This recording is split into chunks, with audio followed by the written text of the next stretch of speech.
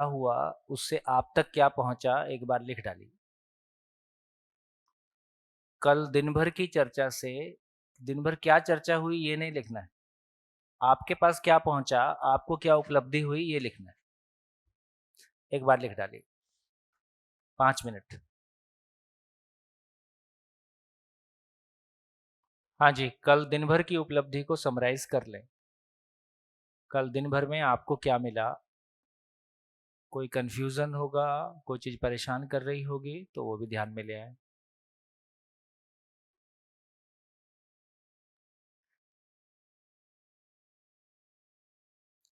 5 minute, 2 minute अभी और रुकते।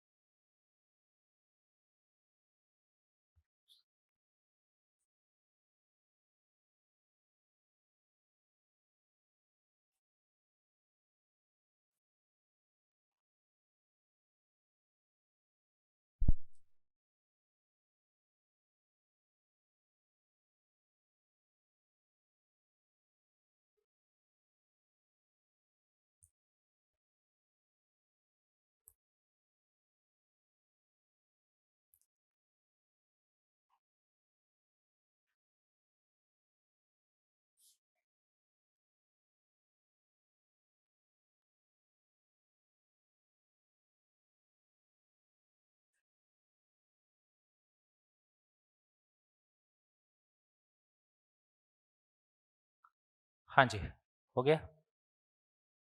कितने लोग लिख पाए?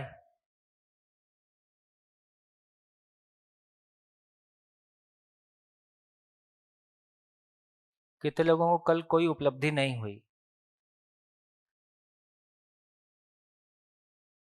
सबको हुई? सबको हुई? कितने लोगों को कल उपलब्धि हुई? अच्छा, कई लोग किसी में नहीं होते हैं, ना हुई ना नहीं हुई।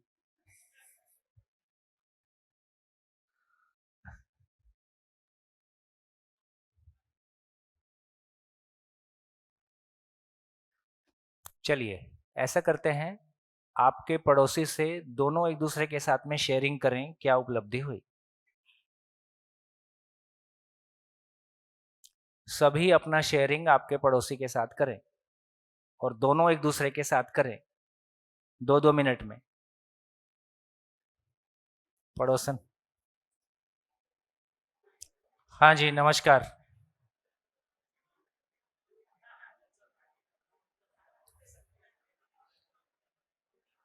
नमस्कार।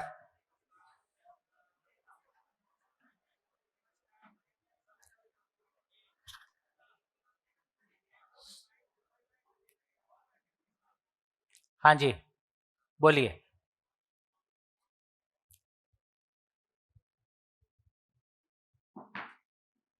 प्रश्न था हाँ बोलिए। पहले सर। पहले पेमेंट हो जाए तब बाकी माल मिले, तो पहले पेमेंट तो करो। अच्छा। ओ, कल मैंने जो भी जीवन विद्या के प्रथम दिवस में जो सीखा और मैंने समझा वो मैं खाली शेयर कर रहा हूँ। मेरी समझ में और आपकी समझ में शायद अंतर हो सकता है। मेरी समझ में सर ने शुरुआत की कि जीवन विद्या की जो कार्यशाला है उसका उद्देश्य बताया कि हम सब अपने अपने क्षेत्रों में सफल हैं, engineer, doctor, teacher, principal, architect सब हैं। बट सभी इस समाज में जो यहाँ पर हैं, जो नहीं है बाहर हैं, वो सब खालीपन महसूस करते हैं एक लेवल के बाद। तो वो क्यों है? क्योंकि हम सब अपने क्षेत्र में सफल हैं, परंतु जो जीवन जीने की विद्या जो स्कूल में नहीं सिखाई जाती है, खुश कैसे रहना, वो जो मध्यस्थ दर्शन है वो ये कहता है कि ये सीखा जा सकता है, सिखाया जा सकता है क्लासरूम में, जैसे वैसे ही जैसे हम क्लास में एटम या अणु को जानते हैं और सीखते हैं, वैसे ही सीखा जा सकता है। तो पहली बात तो ये यूनिवर्सल लॉज है, इसलिए हम सीख सकते हैं, सिखा सकते हैं। अब मूल उस पे कि मनुष्य दुखी क्यों है, तो वो सर ने जैसे कल पशु और मानव के अंतर में बताया था कि पशु 5 इंद्रियों का उपयोग 4 विषयों की प्राप्ति के लिए करता है, जबकि मानव 4 विषयों से उसकी 5 इंद्रियों के सुख की चेष्टा करता है, और इसी में अतृप्ति होती है, क्योंकि इंद्रिय सुख जो है ना ही वो निरंतर है, दूसरा एक कंपेरेटिव है, दूसरा उसमें स्वयं के प्रति और दूसरों के प्रति विश्वास कम हो जाता है, और इस इंद्रिय सुख से प्राप्ति की चेष्टा में ही हम ज्यादा दुखी हैं। तो सॉल्यूशन क्या है? सभी लोग खुश रहना चाहते हैं और निरंतर खुश रहना चाहते हैं, हर पल खुश रहना चाहते हैं। तो सर ने जैसे एग्जांपल दिया कि हम खाना खा रहे हैं तो कितना खाना खा लेंगे कि हम हमेशा खुश रहें, सोना चाहते हैं तो कितना सोएंगे कि हमेशा उससे आनंद मिले। तो 4 विषय अतृप्त हैं। तो निरंतर खुशी तभी रह सकती है जब हम स्वयं के प्रति विश्वास हमारा हो, दूसरों की अयोग्यता ने, सर ने बहुत अच्छा शब्द यूज किया था जो मुझे याद रह गया, कि दूसरों की अयोग्यता से प्रभावित न होना ही मेरी योग्यता है। दूसरा अयोग्य हो सकता है, मैं अभी गाड़ी चलाते हुए आया सर, तो बहुत सारे अयोग्य ड्राइवर हमको रास्ते में मिलते हैं, तो हम जैसे ट्रैफिक में रूल करते हैं ना कि हम आगे बढ़ जाते हैं, हम भूल जाते हैं, इवन 5 मिनट बाद हमको याद भी नहीं रहता कि पिछले 4 रास्ते पे हमें कोई ऐसा अयोग्य ड्राइवर मिला था। तो वैसे लाइफ में भी करें अगर हम, हमें बहुत सारे हमारे जीवन के सफर में अयोग्य लोग मिल सकते हैं, और वो भी सर ने जैसे कहा कि कोई आदमी गलती करने के इरादे से गलती नहीं करता है, वो भी अपनी खुशी के लिए ही करता है, अंत में वो भी तो खुश रहना चाहता है। तो हम दूसरों की गलती को भी गलती उस तरीके से ना समझें कि वो जानबूझ के उसने की है। तो वो भी ट्रैफिक में जो गाड़ी चला रहा है वो भी अपने ही लिहाज से सही है, शायद उसे लेफ्ट टर्न लेना है, उसे उतावल है। तो वैसे ही लाइफ में हम अगर लेट गो कर दें, दूसरा कि घटनाएं जो हमारे साथ घटित होती हैं उस पर हमारा कोई नियंत्रण नहीं है।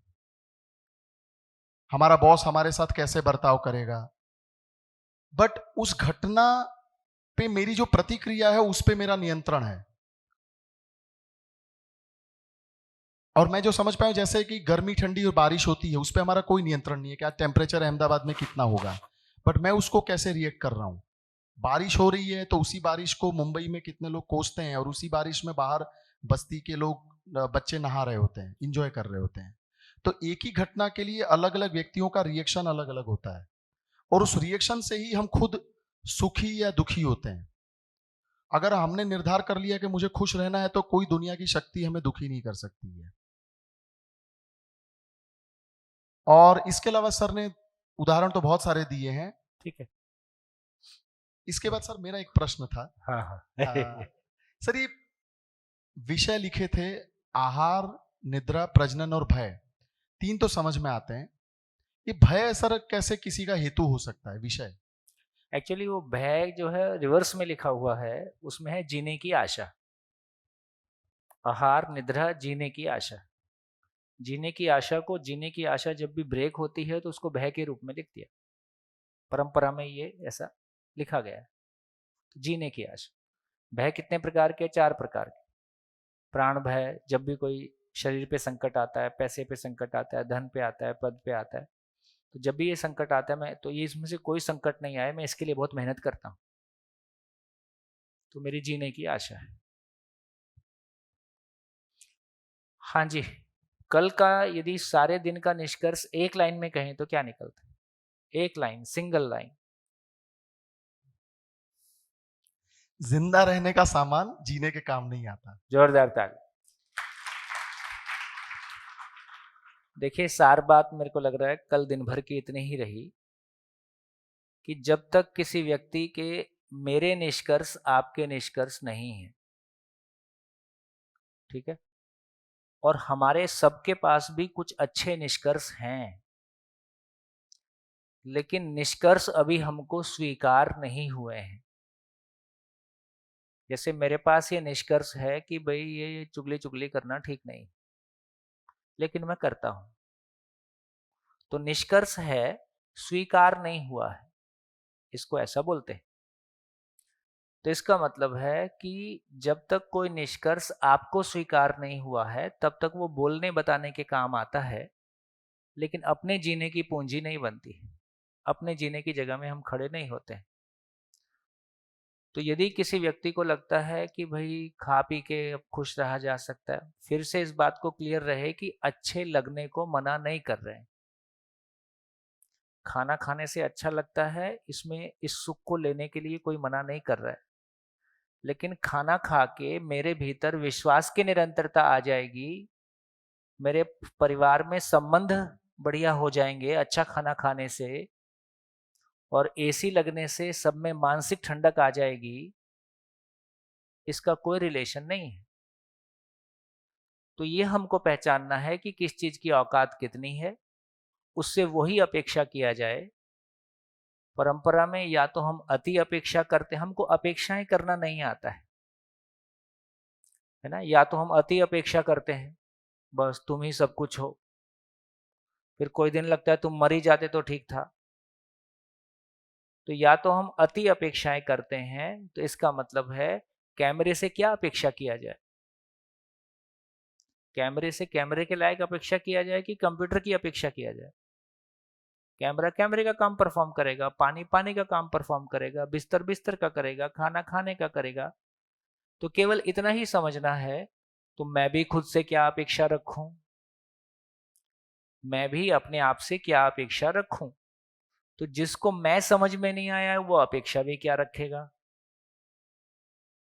तो जब तक मैं अपने होने को नहीं समझता हूं, तो मैं या तो अति अपेक्षा करता हूं, मेरे को सबसे आगे निकलना है, और नहीं निकल पाता हूं तो फिर फ्रस्ट्रेशन में जाता हूं।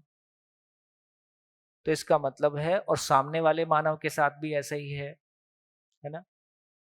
तो कभी तो लगता है कि वो सब कुछ है, कभी लगता है वो ना ही होता तो ठीक था। तो अति अपेक्षा और अपेक्षा शून्य के बीच में हम डोलते हैं, या तो अपने आप से अति अपेक्षा करते हैं या दूसरों से अति अपेक्षा करते हैं। अति अपेक्षा पूरा होने वाली है? नहीं होने वाली है। जब वो अपेक्षा पूरा नहीं होती है फिर हम फ्रस्ट्रेशन में जाते हैं, आज के बाद तुमसे कोई अपेक्षा नहीं करूंगा। फिर 4 दिन अपेक्षा शून्य, हुआ नहीं जा सकता, अति अपेक्षा पूरा हो नहीं सकती। तो इसका एक ही मतलब है, समझदारी का, बुद्धि का, बोध का एक ही मतलब है, किससे क्या अपेक्षा करनी है इस बात की हमको समझ हो। भैया कोई, एक मिनट भैया, एक सेकेंड, मैं 2 लाइन और पूरी कर दूं। कोई भी व्यक्ति अपने से की गई अपेक्षाओं, अनाउंसमेंट एक, अच्छा कर दे। अभी 2 गाड़ियां नीचे ट्रांसफॉर्मर आया है तो वो चेंज करना है, इसलिए 2 गाड़ियां वहां से निकालनी है। GJ07BN9625 रेड कलर की गाड़ी है, दूसरा हैरियर है GJ38BC9509। ये 2 गाड़ी निकालना है, वहां से ट्रांसफॉर्मर आया वो लगाना है इसलिए। हाँ जी, हो गया।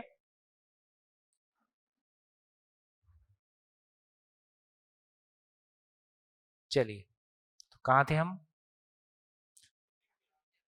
ठीक है।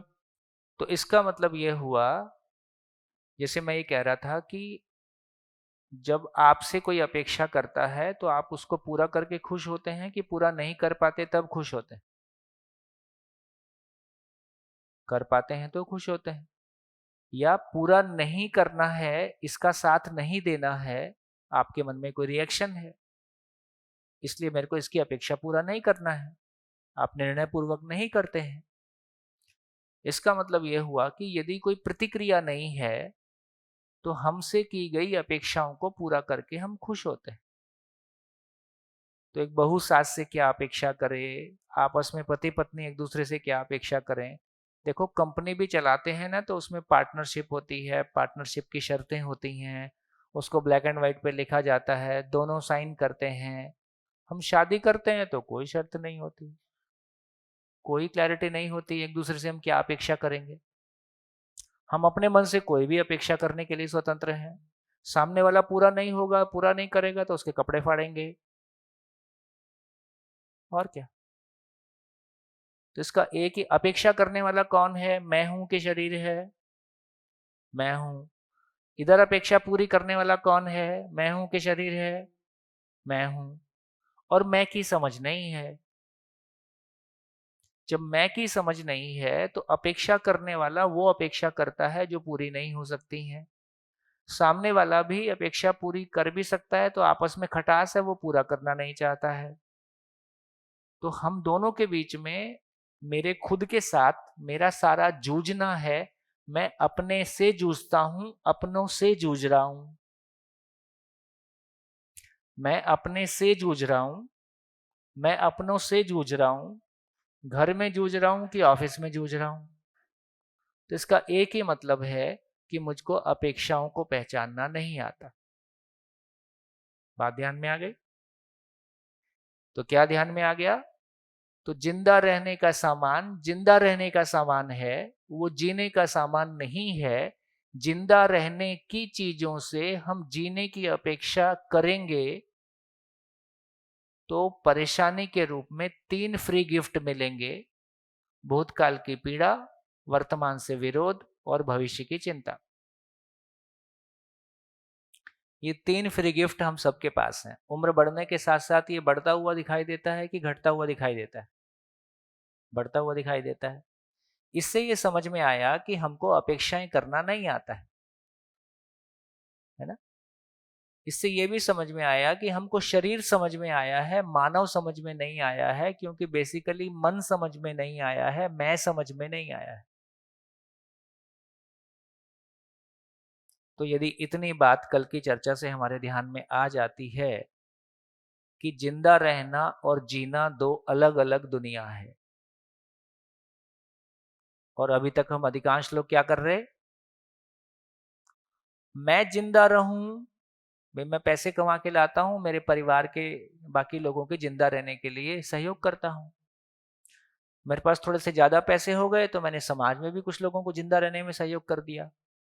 तो जिसको अभी तक हम अच्छा आदमी मान रहे थे, वो दूसरों के जिंदा रहने में सहयोग है। चाहे आपने मित्र भाव से ब्लड डोनेट किया, कि फ्री में किसी बच्चे को पढ़ा दिया, कि आपने पॉलिथीन हटाओ, गाय बचाओ, घास लगाओ, पेड़ लगाओ। आप जो ये सब काम खराब है, मैं ऐसा नहीं कह रहा हूं, लेकिन मैंने 1000 पेड़ लगा दिए, इससे मेरा भाव और विचार में हमेशा के लिए सुखदायी हो जाएगा? पेड़ लगाने से वातावरण स्वस्थ होगा, लेकिन मेरी मानसिकता में भी कुछ बेहतर हो सकता है। लेकिन सही अर्थों में मेरा भाव और विचार और मेरे संबंध हमेशा के लिए सुखदायी हो जाएंगे। उसके लिए कितने पेड़ लगाऊं? उसके लिए कितनी गाय पालूं? तो गाय पालना, पेड़ लगाना जिंदा रहने के अर्थ में है कि जीने के अर्थ में है? समझ में नहीं आ रहा है? ये ध्यान में आने की बात है। फिर से बोल देता हूं, कितना पैसा होने से आपका मन हमेशा खुश रहेगा? किसी ने बोला यार तुम इतने स्मार्ट हो तो खुश क्यों नहीं रहते हो, है ना? भाई तुम अपने आप को इतना स्मार्ट मानते हो, पढ़ा लिखा मानते हो, किसी ऊंचे पद पे बैठे हो, तमाम जिंदगी की उपलब्धियां आपके पास हैं, लोग आपको नमस्ते करते हैं, तुम खुश क्यों नहीं हो? और अब तो बच्चे भी सेटल हो गए हैं, अब तो उधर से भी कोई सोचना नहीं है, फिर भी हम तो सेटल नहीं हुए हैं।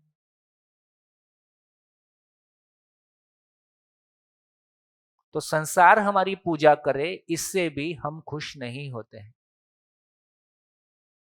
मंच पे कितने भी माला पहन लीजिए, कितने भी सेलिब्रिटी हो जाइए, ये और दुख का कारण ही बनता है, क्योंकि सेलिब्रिटी होने का मतलब है कि आपको लगातार लगता है कि कोई आएगा मेरे से ऑटोग्राफ लेगा, है ना। तमाम सरकारी लोग और तमाम नेता जब पद पे नहीं रहते हैं, उसके बाद उनके दिन बहुत खराब होते हैं, क्योंकि दरबार लगता नहीं है। अब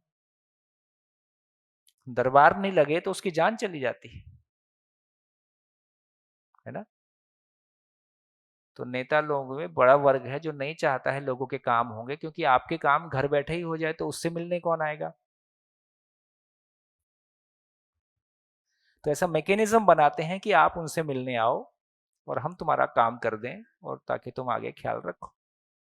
तो आदमी की गरीबी किस लेवल की हो सकती है ना, इसका अंदाजा कहाँ कहाँ वो कपड़े फटे हुए हैं हमारे, बहुत खराब हालत है। चलो, मैंने कुछ कहा, इसमें आपको कोई संदेह हो तो बोलिए। तो ये सारी चर्चा के बाद आपको कैसा लग रहा है? कोई भी चीज को मैं बोल रहा हूं इसलिए आपको सहमत होने की जरूरत नहीं है। मैं जो भी कहता हूं आप असहमत होने की पूरी कोशिश करें, समझने की जिम्मेदारी के साथ। क्योंकि ये कोई वो चीज नहीं है कि कोई प्रवचन है, हाँ जी आपको हर बात में हाँ ही बोलना है, इससे कोई भला होने वाला नहीं है। सच्चाई जो है वो ना मेरी है, ना आपकी है, ना किसी देश की है, ना है ना किसी महापुरुष। सच्चाई तो अस्तित्व में है, वो तो कोई नियम है। वो हमारे सामने आ जाए और वो हमको स्वीकार हो जाए तो जिंदगी में आराम आ जाए। कल भी हमने चर्चा किया, दुख का एक ही मतलब है, नियम का विरोध, बस और कोई मतलब नहीं। ना शनि आपको दुख देने के लिए आया है ना, प्रकृति में दुख की कोई व्यवस्था ही नहीं है। हाँ, प्रकृति में नियम की व्यवस्था है। उस जैसे रहस्य क्या होता है, रहस्य चमत्कार क्या होता है? रहस्य और चमत्कार क्या होता है? यदि प्रकृति नियम पूर्ण है तो प्रकृति में कोई चमत्कार रहस्य होगा कि वो नियम पूर्ण है? वो तो नियम पूर्ण है। मैं नहीं समझता हूं, रहस्य इधर है। मेरा ना समझना का नाम चमत्कार है। मेरे ना समझने, बोले अचानक मर गया। अरे अचानक तुमको लग रहा है, वो जो कुछ हुआ है किसी प्रोसेस से ही हुआ है। पहले लोग अचानक मर जाते थे, तो हार्ट अटैक आया, आदमी चला गया। अब सामने वाले वो रात को सोया, सुबह उठा ही नहीं। तो ये बहुत सारी चीजें, बोले अचानक हो गया। अचानक कुछ नहीं हुआ, जो कुछ हुआ किसी नियम से हुआ, किसी प्रक्रिया से हुआ। मुझको उस नियम प्रक्रिया की समझ नहीं है, उसको मैं अचानक कहता हूं। बोले संसार माया है। संसार माया है कि नियम पूर्ण है? मेरा ना समझने का नाम माया है, बाहर कोई माया नहीं है। मैं नियम को नहीं समझता हूं, इसका नाम माया है, मैं ही माया हूं। बढ़िया, आप कुछ कह रहे थे।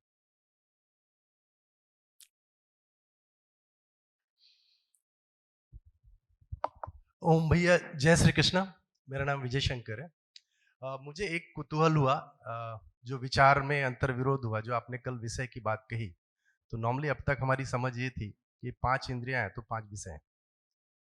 और आपने जो लिखा आहार, निद्रा और प्रजनन और भय, ये तो मुझे आवश्यकता समझ में आता है, क्योंकि अगर हम शरीर को जिंदा रखना है तो आहार चाहिए, विश्राम करना, निद्रा चाहिए, प्रजनन अगर हमें संतान बढ़ाना है तो ये तो प्रकृति के नियम के अनुसार है। हाँ, तो ये विषय तो हुए नहीं। विषय तो ये हुआ कि आंखों को अच्छा दिखना, या जैसे क्षितिजल पावक गगन शरीर 5 से बना है शरीर, तो क्षिति मतलब धरती, उससे गंध निकलती है, उससे हमारे नाकों का संबंध है। जल यानी स्वाद, हमारे जीभ का संबंध है। इस तरीके से पांचों इंद्रियों की तृप्ति के लिए विषय है, और इंद्रियों से विषयों का मिलन ही सुख है और वियोग ही दुख है, जिसको हम समझते हैं।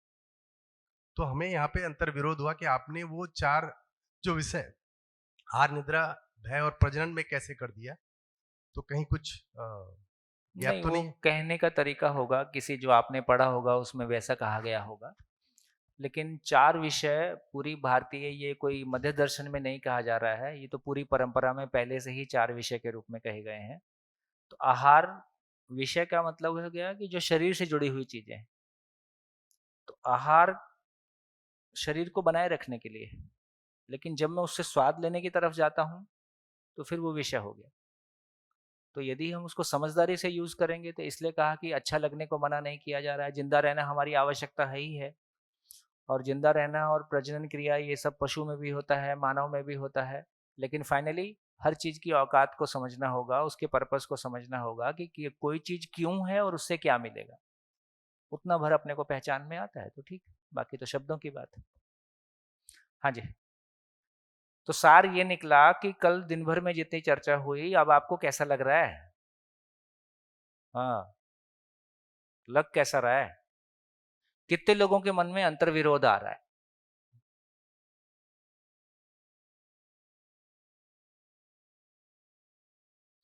कितने लोगों को खुशी लग रही है कि हाँ कुछ ठीक बात हुई, सार पकड़ में आ रहा है कि गाड़ी कहाँ फंसी है। वो गाड़ी फंस जाती है ना तो ड्राइवर उतरता है, उतर के देखता है कौन सा चक्का कितना फंसा है, सारा असेसमेंट लेने के बाद में फिर तय करता है कि गाड़ी किधर को मोड़ना है, कितना एक्सीलेटर देना है, कौन सी गाड़ी के नीचे ईंटा लगाना है। तो पहले हमको पता चल जाए कि गाड़ी फंसी कहाँ पे है। तो फंसी कहाँ पे है कल वो समझ में आया, निकलेगी कैसे उस पर आज चर्चा करेंगे। हाँ जी, आप कुछ और बोलो। अच्छा अच्छा, ठीक है, ठीक, बढ़िया। तो चलिए, तो कल की बात पूरी हुई। तो कल की बात में जो काम की बात निकल के आई, क्या निकल के आ गई? काम की बात ये निकल के आ गई कि जिंदा रहना।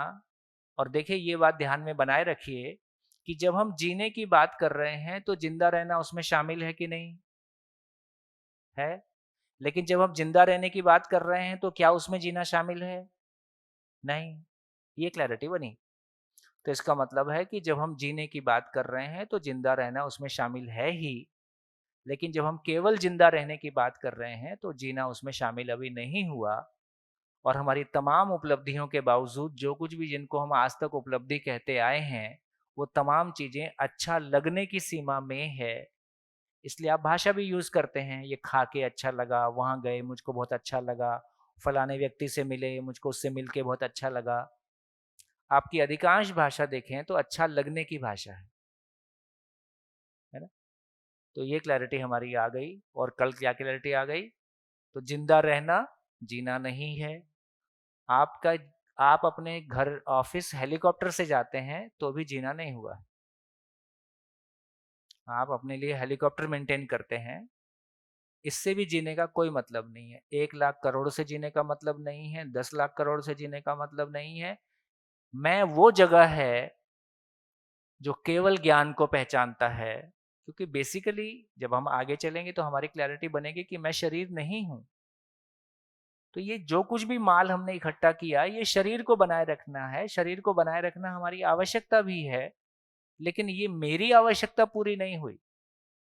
मेरी आवश्यकता अलग है, इसको धीरे से समझेंगे।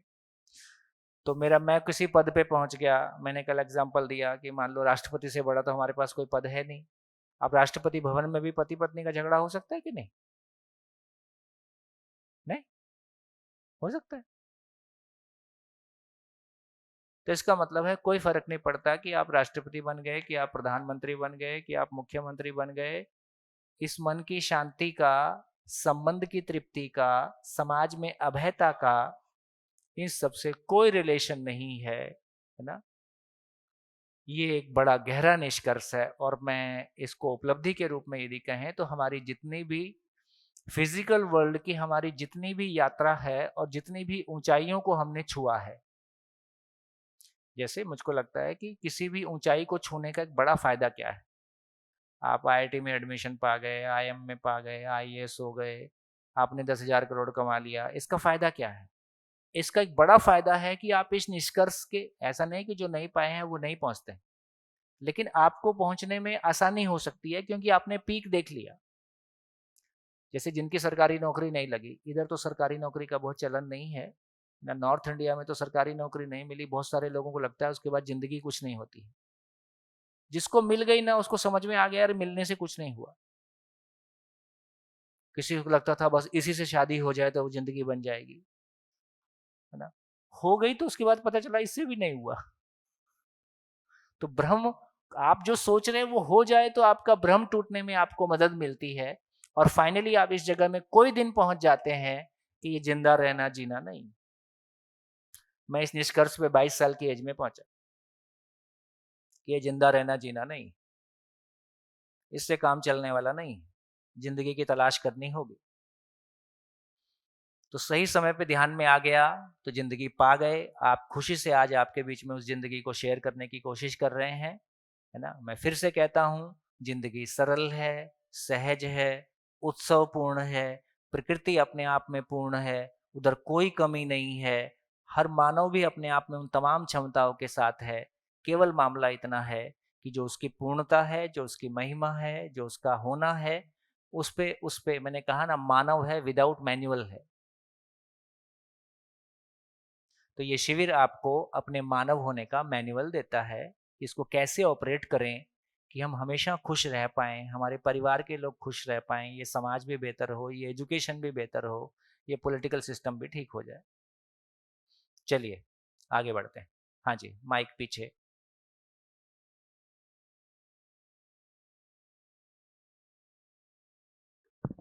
नमस्ते सर, आपने बताया कि मैं को जानने से हम दूसरों को जान सकते हैं।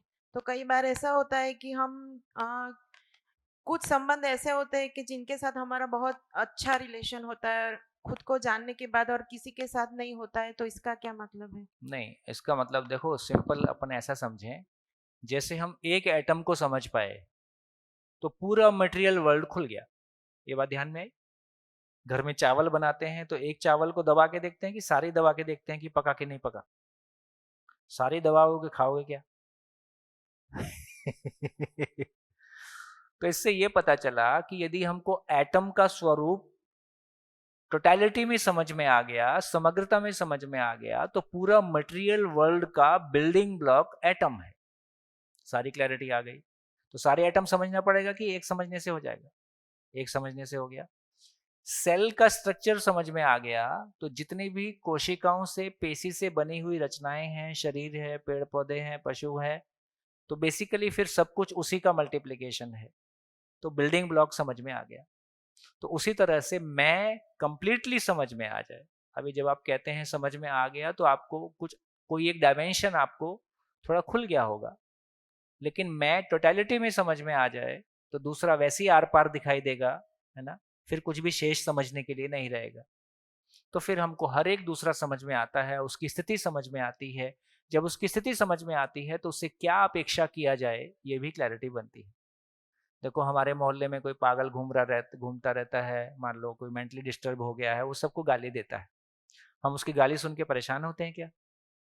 क्योंकि हम उसकी स्थिति को पहचान रहे हैं कि भी इसकी मेंटली स्टेबल नहीं है, ये ऐसा कर ही सकता है। हम सारी आहत कहाँ हो रहे हैं, हमको चोट कहाँ लग रही है? जहां सामने वाले से हमको ऐसे व्यवहार की अपेक्षा नहीं थी और उसने ऐसा व्यवहार किया। सामने वाले ने ऐसा व्यवहार किया, इसका मतलब वो तो ऐसा था ही, मेरे समझने में कमी रह गई। तो प्रॉब्लम सामने वाले का व्यवहार करना है कि मेरे ना समझने की वजह से मैं परेशान हुआ हूं? बात ध्यान में आ गई? तो बेकार दूसरे के कपड़े फाड़ने की जरूरत नहीं है ना? तो अपने को समझ में आ गया कि यदि सामने वाले ने मेरे को धोखा दिया, उसने मेरे साथ कोई गलत बर्ताव किया, इसका मतलब उसकी स्थिति तो ऐसी ही थी, मुझको पता नहीं था, उस घटना ने मेरे को बताया कि ये ऐसा भी है। तो सामने वाले ने अपने बारे में मुझको एक सूचना दिया, उस सूचना को मैं स्वीकार कर सकूं और अपने रजिस्टर में एक एंट्री और डाल दूं। मैंने पहले भी कहा, जो हमारे भाई उमेश ने कहा कि बेसिकली बेसिकली सामने वाला ट्रैफिक रूल में है तो सामने वाले को समझ नहीं है ना? वो जल्दी घर पहुंचना चाहता है, उसके लिए वो 4 गलतियां करता है। तो इसका ये मतलब नहीं है कि लेट गो करते रहेंगे, लेकिन इसका ये मतलब हुआ कि मैं उसको अपने गले में डालता हूँ कि भाई एक मानव, हम बोलते हैं ना यार मैंने क्या किया था, मुझको क्यों झेलना पड़ा, मेरी क्या गलती थी, है ना? मेरी गलती क्या है? मानव होना ही आपकी गलती है। हम मानव हुए और हम खुद मानव होने को नहीं पहचान पाए, दूसरे के मानव होने को पहचानने में सहयोग नहीं कर पाए, इसी का नाम गलती है। तो इसका मतलब ये हुआ कि एक माँ बाप होने के नाते बच्चे हमने आपने पैदा किए हैं, इनकी जिम्मेदारी किसी सरकार की नहीं है, किसी कंपनी की नहीं है ना? इनको स्वस्थ मानसिकता देना सबसे पहले माँ बाप की जिम्मेदारी है। स्वस्थ मानसिकता हमारे पास होगी तो हम आगे दे पाएंगे। तो मैं की समझ होना इसलिए बहुत आवश्यक है। इसलिए जिंदगी में एक ही काम है, मानव बनना और मानव बनाना, आदमी बनना। इसलिए मैंने कहा कि हम आकार से मानव हैं कि आचरण से मानव? हम आकार से मानव हैं, आचरण से मानव होते तो अपनों से दुख नहीं पाया होता। हम आकार से मानव हैं, आचरण से मानव नहीं हैं, क्योंकि हम एक दूसरे को घायल अपनों ने ही किया है। इसका मतलब है कि हमको आचरण नहीं आता है और एजुकेशन के बढ़ने के साथ साथ हम आचरण की तरफ बढ़ रहे हैं कि और ज्यादा दूरियां बढ़ रही हैं, क्योंकि इस एजुकेशन से हमारा ईगो बढ़ा है, अंदर कुछ नहीं बदला है। इसको स्किल आ गई है जिससे हम कुछ पैसा कमा पाते हैं। तो इसका मतलब है कि जो भाव और विचार की यात्रा है उसमें कोई कंट्रीब्यूशन इस एजुकेशन का नहीं है। बढ़िया, हाँ जी, आगे बढ़े, कुछ कहना है?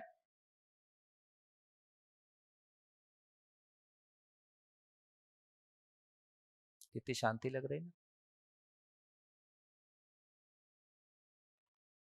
आएगा 5 दिन संज्ञानशीलता पे बात करेंगे।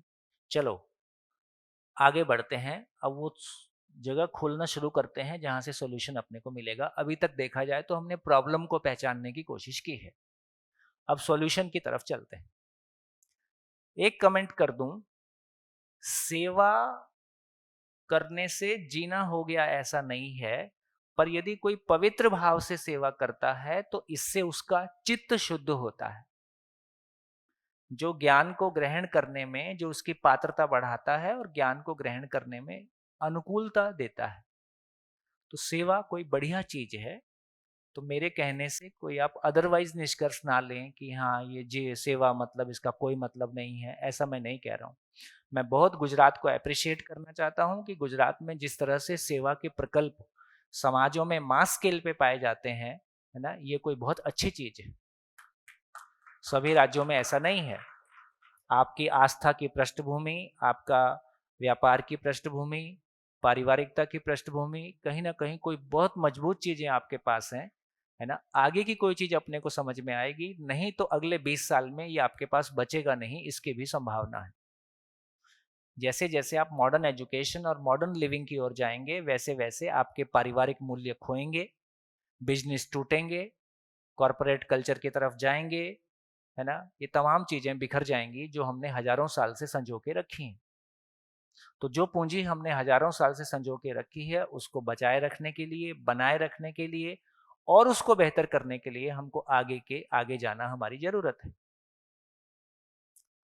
तो कल की चर्चा में हमने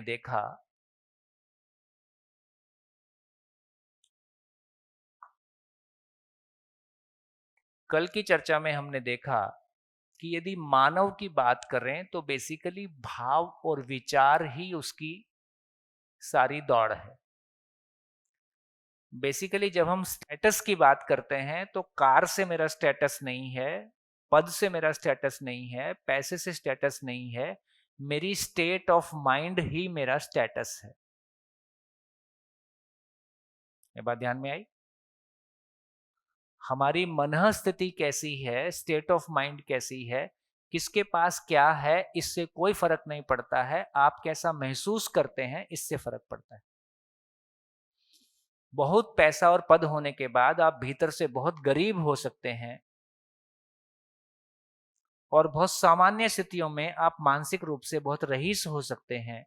ये दोनों अलग अलग तरह की बात है। तो आज हम थोड़ा सा इस भाव की दुनिया को और एक्सप्लोर करेंगे।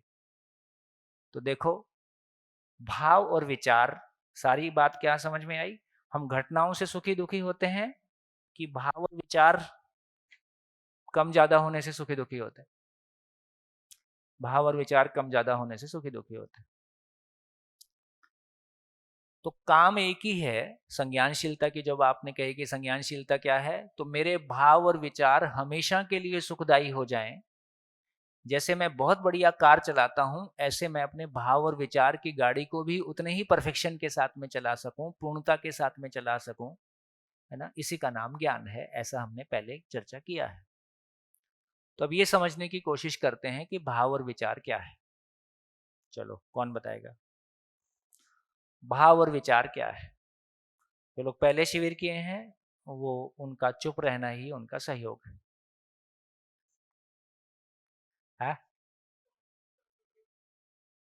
माइक ले लीजिए। किस किसी भी चीज को हम किस तरह से रिएक्ट करते हैं, जो हमारे पास साथ घटना घटती है, उसका हम रिएक्शन किस तरह से देते हैं, उसको हम भाव या विचार भाव कह सकते हैं। वो तो ठीक है। विचार है क्या है? भाव और विचार दो अलग अलग चीजें हैं कि एक ही चीज है? कितने लोगों को लगता है कि अलग अलग है? अलग अलग है। चलो, एक बात तो ठीक हो गया। दोनों में क्या अंतर है और दोनों में क्या रिलेशन है? कौन बोलेगा? भाव और विचार में क्या अंतर है और दोनों में क्या रिलेशन है? माइक। विचार हमारे मस्तिष्क में होते हैं कि हम किसी चीज के बारे में क्या चीज सोच रहे हैं। हमारे सोचने समझने की जो क्षमता होती है वो हमारे विचारों से प्रदर्शित होती तो है। कहाँ विचार कहाँ आते हैं? मस्तिष्क में। भाव तो मन में आए ना। भाव मन में आते हैं राइट, हाँ। और विचार मस्तिष्क में आते हैं। जो हम कोई चीज को सोचते हैं, मैं कहाँ कुछ कह रहा हूँ, मैं तो पूछ रहा हूँ। हाँ, मतलब जितनी मेरी समझ है, जो मुझे समझ में आ रहा है उतना ही बोलोगे, उससे ज्यादा कैसे बोलोगे?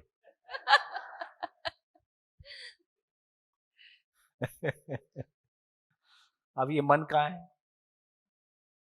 पहले ही एक से जूझ रहे थे, एक और दे दिया। अपनी कहानी ऐसे ही है। राम का घर कहाँ है? श्याम के सामने। श्याम का कहाँ है? राम के सामने। दोनों का कहाँ है? आमने सामने। आप ढूंढोगे तो ना राम मिलेगा ना श्याम मिलेगा। तो भाव कहाँ है? मन में। विचार कहाँ है? मस्तिष्क में। भाव क्या है? इमोशन। अभी अंग्रेजी में बोलने से कुछ फर्क नहीं पड़ गया ना। हमको लगता है हमने कुछ बता दिया है। भाव क्या है? फीलिंग। आपने बताया कुछ नहीं, आप राम श्याम ही कर रहे हो। ऐसा है। हाँ जी, भाव और विचार में क्या अंतर है? दोनों में क्या रिलेशन है? हाँ जी, माइक उठाइए। मैं जो हूँ, मेरी अपनी समझ है, और उससे मुझे जो पीड़ा या सुख होता है वो भाव, और मेरी जो धारणाएं है मैं के लिए वो विचार है। अब देखो, ये जो सुख दुख होता है इसका नाम भाव है। ये राम और श्याम है कि नहीं? भाई भाव तो वही, हम बात तो वही कर रहे हैं कि यहाँ भाव क्या है। भाव चीज, जैसे ये क्या है? स्टील की बोतल। ये स्टील है, तो मेरे को पता चला अच्छा स्टील की बोतल, स्टील को शेप दिया है जिसका नाम बोतल है। तो भाव चीज क्या है? अभी तो आपने भाव के प्रकार बता दिए कि सुख दुख तरह के, दो तरह के भाव हो सकते हैं, लेकिन भाव क्या है? फील होता है। ये देखो वही ना, जो फील होता है उसका नाम भाव है। Sir, excuse me sir. हाँ जी, हाँ जी, हाँ। मैं भी वही थोड़ा अंग्रेजी वाला ही हो जाएगा, बट मैं ट्राई करूंगी कि फॉर एग्जांपल हेट्रेड है, लव है, जेलसी है, ये एग्जांपल्स मेरे हिसाब से भाव है, और मैं उसके ऊपर रिएक्ट कैसे करती हूँ वो विचार है मेरे विचार से। आई थिंक भाव, ये आपने जो बोला, आपने भी भाव के प्रकार बता दिए, भाव थोड़ी बताया। हाँ, भाव नहीं बताया। हाँ हाँ जी, और बोलिए फटाफट। ओके, सो हाँ। मेरा विचार एग्जैक्टली ऑपोजिट है कि अब आपका ये विचार है कि ये आपका भाव है? नहीं, ये मेरा विचार है। ओके, सो ये भाव क्यों नहीं है? क्योंकि वो मेरा रिएक्शन नहीं है। मैं जो समझती अच्छा, जब रिएक्शन होता है तब तो भाव होता है। कुछ घटना घटती है तो उसका शायद जो रिएक्शन आता है वो शायद मेरा भाव है, ओह, शायद। ओह। that's what it। और विचार तो आते हैं जाते हैं, आते हैं जाते हैं। विचार तो आते हैं जाते हैं। हाँ जी, और कोई सोच लो। समझ में आ रहा है जिंदगी? समझ में आ रही है जिंदगी? रात दिन जो हमारे सुख दुख का आधार है उसकी हमारी शाब्दिक क्लैरिटी भी नहीं है, अनुभूति होना तो और आगे की बात। इसलिए जिंदगी खाली है। देखो मैं आपको दूसरा एग्जांपल देता हूं, सोचने लायक बात है, बढ़िया सभा है, अच्छे से सोचना। फिजिकल चीजों के बारे हम कुछ क्लैरिटी से कह पाते हैं क्या? मेरे को ड्राइविंग आती है, तुमको सिखा सकता हूं, तुम भी सीख सकते हो, तुम भी चला सकते हो। मेरे को खाना बनाना आता है, तुमको सिखा सकता हूं, तुम भी बना सकते हो, है ना? मेरे को लिखना आता है, मेरे को पढ़ना आता है, तुमको सिखा सकता हूं, तुम भी कर सकते हो। ऐसे ये 4 लाइन जिंदगी के किसी भी एक शब्द पे बोल के देखो, किसी भी एक शब्द पे, जिंदगी से एक शब्द उठाओ, 4 लाइन बोलो। जैसे मैं विश्वास को समझता हूं, मैं विश्वास पूर्वक जीता हूं, तुमको समझा सकता हूं, तुम भी जी सकते हो। बन रहा है? मैं सम्मान को समझता हूं, सम्मान पूर्वक जीता हूं, तुमको समझा सकता हूं, तुम भी जी सकते हो। मैं भाग्य को समझता हूं, प्रारब्ध को समझता हूं, संस्कार को समझता हूं, सुख दुख को समझता हूं। कोई भी शब्द उठा लो, एक शब्द पे आप 4 लाइन रख के बोल नहीं पाओगे। जिस ऑथेंटिसिटी के साथ हम फिजिकल वर्ल्ड में बात कर पा रहे हैं, इसलिए अभी की हमारी सारी जिंदगी मात्रात्मक है, क्वांटिटेटिव है। हमारे पास मात्रात्मक भाषा है, इसलिए हम चाहे गुजराती में बात करें कि फ्रेंच में बात करें कि जर्मन में बात करें, हम वस्तुओं के बारे बात कर सकते हैं। हमारे पास वस्तु भाषा है, मानव भाषा नहीं है। ये बात ध्यान में आई? क्योंकि जिसकी समझ होगी उसकी भाषा हो सकती है। जैसे कोई डॉक्टर है, दो डॉक्टर अपनी मेडिकल की टर्मिनोलॉजी में बात कर सकते हैं, वो हमको समझ में नहीं आएगा। तो इसका मतलब जिसको जिस क्षेत्र का ज्ञान है उसको वो उस भाषा को समझ सकता है, उस भाषा को दूसरे को समझा सकता है। लेकिन हमारे पास जिंदगी जीने की समझ हमारे पास नहीं है, तो जीने से उठा के एक भी शब्द पे हम 4 लाइन नहीं बोल सकते, एक भी। और जबकि हम उस परंपरा के वारिस हैं जो हम सदियों से आत्मा परमात्मा ही करते आ रहे हैं। हम वसुधैव कुटुंबकम की बात करते हैं, अपना कुटुंब बच नहीं रहा है। हाँ, ये सोचने की बातें हैं सारी। कब तक की दुनिया को पैक करके देंगे? तो ये सारी बातों को सोचेंगे तो जितना अधिकार, और ये बात बिल्कुल ठीक है कि कम से कम इस देश की पूरी परंपरा ने मानव को समझने के लिए कहें या प्रकृति को कहें या आत्मा या परमात्मा पे जितना तन मन धन लगाया है, मतलब परंपराएं गवाह हैं कि सदियों सदियों हम सन्यासी होते आए हैं और पूरी की पूरी जिंदगी उसमें समर्पित करते आए हैं। ये अद्भुत बात है ना। किसी परंपरा की खूबसूरती आप देखिए, जो एब्स्ट्रैक्ट है, किसी को मोक्ष की तलाश, किसी को कुछ चीज ज्ञान की तलाश, और हम हिमालय में शिविर करते हैं तो वहां मिलते हैं कुछ लोग, है ना, वो अपना घर बार छोड़ के बिल्कुल वो किसी गुफा में बैठा है आदमी। कुछ तो वैल्यू समझ में आई होगी उस आदमी ने जब जिंदगी लगाई है। भाई हम किसी से 1 घंटा मिलने के लिए जाते हैं तो पूरा एसेस करते हैं कि जाने का कोई मतलब है कि नहीं मतलब है। यदि किसी ने किसी क्षेत्र में अपनी पूरी जिंदगी इन्वेस्ट किया है तो उसने कुछ तो सोचा होगा। तमाम जैन परंपरा में इतने यंग बच्चे सन्यासी होते हैं तो कोई तो संस्कार होगा। तो ये देश अद्भुत है, इस मामले में कोई शंका नहीं है। लेकिन अब जो हम कह रहे हैं उसको प्रामाणिक रूप से फ्लोर पे लाने की जरूरत है।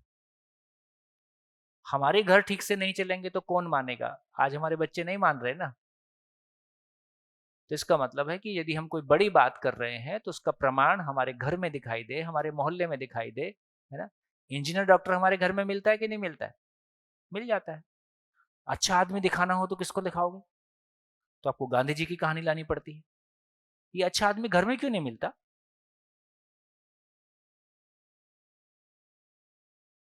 मोहल्ले में क्यों नहीं मिलता?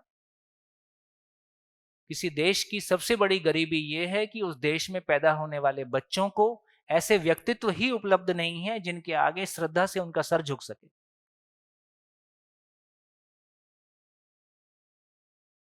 गरीबी ये है। तो बड़ी बिल्डिंगें बनाने से काम नहीं चलेगा, या बड़ी बिल्डिंगें हम बनाएं, सब कुछ अच्छी बात है, हमारे मंदिर बहुत बड़े हो जाएं, ये भी अच्छी बात है, लेकिन आदमी छोटा रह जाएगा तो कैसे चलेगा? बिल्डिंग हमको मार्गदर्शन नहीं देती है। जिंदगी मिलती है तो किसी जीते हुए आदमी से मिलती है, पत्थर हमको जिंदगी नहीं देगा। कैसा? बढ़िया। कहाँ थे हम? भाव और विचार। तो बोलो, और किसी को बोलना है? हाँ जी, माइक। जी मेरी माताजी के प्रति मेरा भाव है कि आई लव हर, आदर है, सम्मान है, प्यार है। लेकिन जैसे ही कुछ उन्होंने मुझे रोका या टोका तो मुझे ये फील हो रहा है शी इज डोमिनेटिंग। वो तो भाव अभी का अभी ये मेरा विचार है। अब ये भाव क्यों नहीं है? क्योंकि गायब हो गया भाव वहां से। भाव जब गायब हो जाता है तो विचार प्रकट होता है, ऐसा? मैं ये समझा। चलो, हो गया, आगे चलें। I'll just try quickly. हाँ। Maybe vichar is our tendency to make sense of things. Just tendency to understand. So comprehension and imagination are probably components of विचार कि हम समझना चाहते हैं, जो कुछ भी हमको दिख रहा है हमको राम और श्याम नहीं लग रहा है? पता नहीं।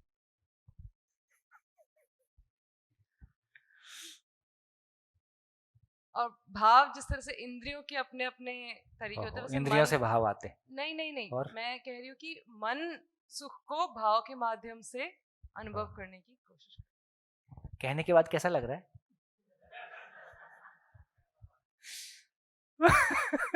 ज्यादा इन्वॉल्व फील हो रहा है। अच्छा बोला। चलो आगे बढ़ते हैं। अब देखिए भाव क्या है, इसको समझते हैं, यहां से कुछ बढ़िया चीज निकलेगी। देखिए भाव क्या है, तो बोला कि भव की स्वीकृति भाव है।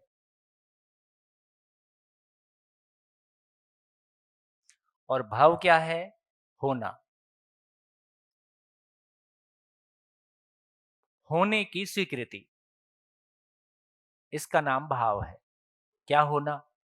कुर्सी का होना, आपका होना, बिल्डिंग का होना, प्लेनेट का होना, मानव का होना, शेर का होना, बकरी का होना, जो कुछ भी एग्जिस्ट करता है ना, जो कुछ भी एग्जिस्ट करता है पूरे यूनिवर्स में, वो भाव है। बोलते हैं ना भाव सागर। ये जो होने की दुनिया है, इसको भाव बोला। जो है वो मुझको स्वीकार हो गया है। पार्शियली भी स्वीकार होता है, कंप्लीटली भी स्वीकार होता है। इसको समझेंगे। और दोनों लिख देता हूं, फिर बात करते हैं। विचार क्या है? भाव का विश्लेषण विचार है।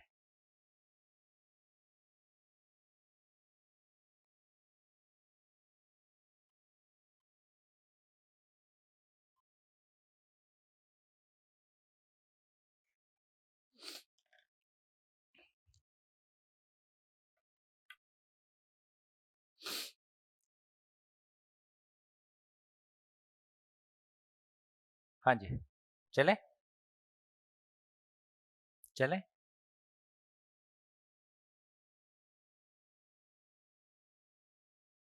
चलें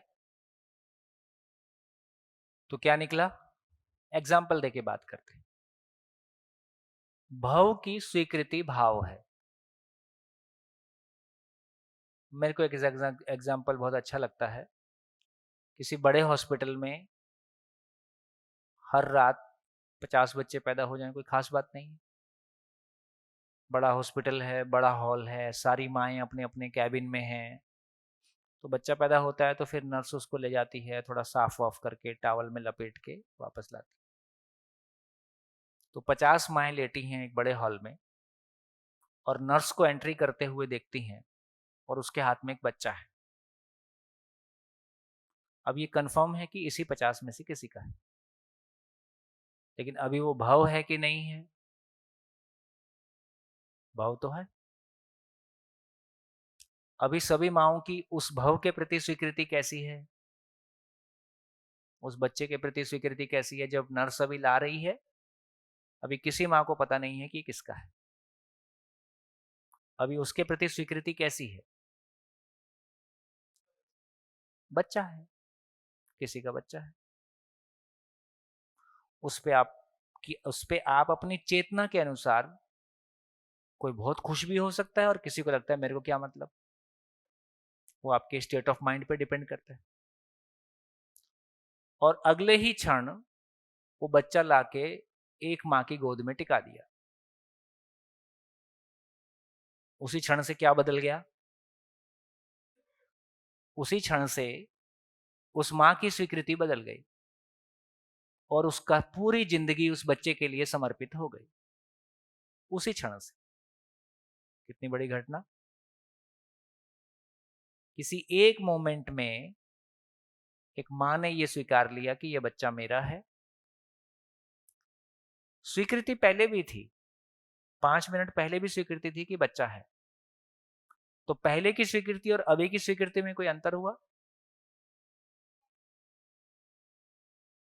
पहले स्वीकृति जनरल थी,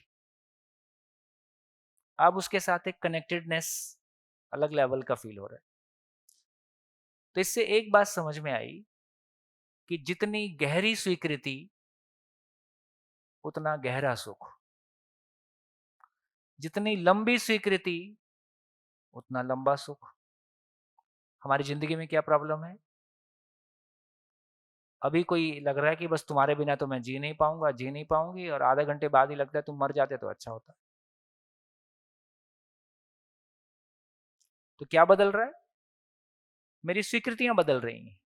मेरी स्वीकृतियों में कंसिस्टेंसी नहीं है, निरंतरता नहीं है। कोई भी एक व्यक्ति के प्रति नहीं है, खुद के प्रति भी नहीं है। कभी मेरे को लगता है कि मैं बहुत अच्छा आदमी हूं और मैं सफल हूं, इतने में मेरा दोस्त आता है, वो कहता है मैं तो 10 लाख रुपए महीने कमा रहा हूं, तो मैं तुरंत असफल हो जाता हूं, मैं किसी काम का नहीं रहता। तो खेल किस बात का है? तो खेल सारा इस बात का है कि आपकी स्वीकृति का लेवल क्या है।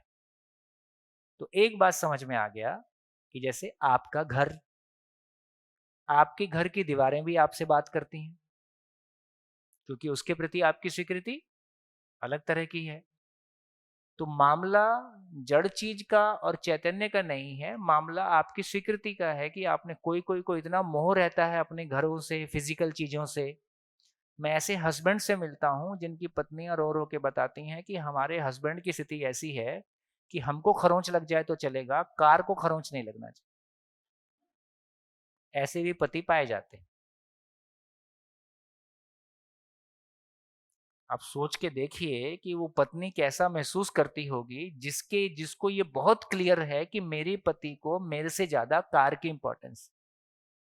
कहीं शादी में जाना है, सब मैं सुने हुए किससे बता रहा हूँ, कोई मेरे मन से जोड़ के नहीं बता रहा हूँ। बोले कहीं शादी में जाते हैं, 1 किलोमीटर दूर गाड़ी खड़ी कर देते हैं, गाड़ी सेफ रहे, और हमको पैदल ले आते हैं।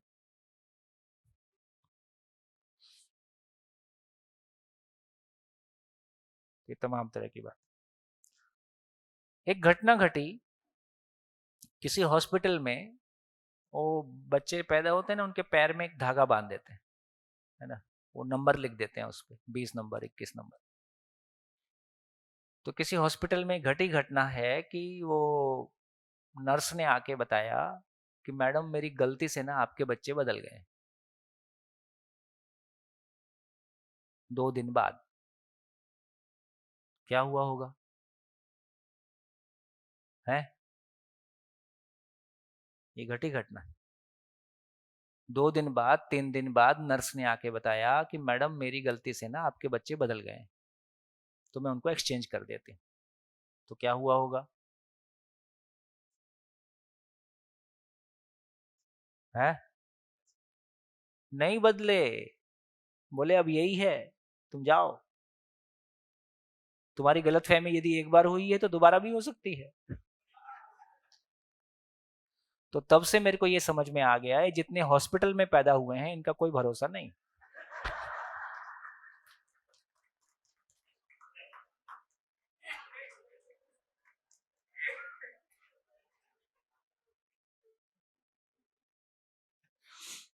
देखो ये सुनते ही कैसा लगा? ये सुनने से कैसा लगा? एक क्षण के लिए आपको लगता है सही में मैं बदल तो नहीं गया? एक क्षण के लिए आपकी स्वीकृति बदलती है और एक बार को सब हिल जाता है, फिर आप वापस नहीं नहीं नहीं ऐसा नहीं।